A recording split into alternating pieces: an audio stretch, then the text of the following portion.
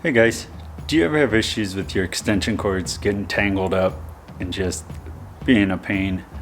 I'm going to show you how to solve that issue. Alright, I'm going to show you how to roll a cord up for storage.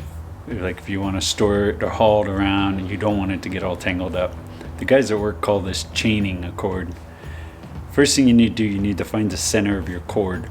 By doing that, I grab the two ends and then I just work my way down the cord until I get to the middle. And here's the middle. Once you get to the middle, you have a loop. All you do is put your hand through the loop, grab the cord, and pull the loop back through and make another loop like that.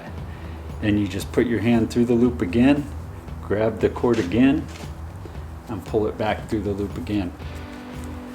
Like that.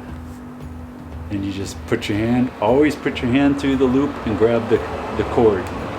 And just keep pulling through the loops. See, so you'll just go loop, up, loop again, up, loop again. And that's all you're done. You're just going through, grab your, and pull through.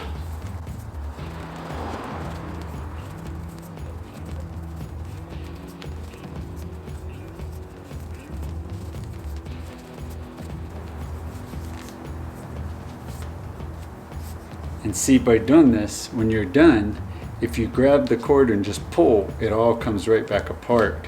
See, like that.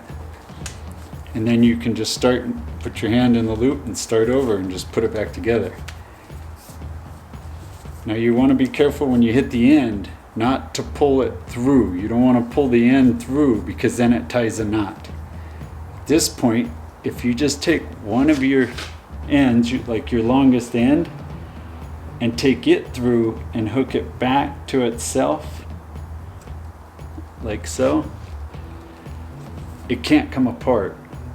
So the end's held. See, now you have a chain.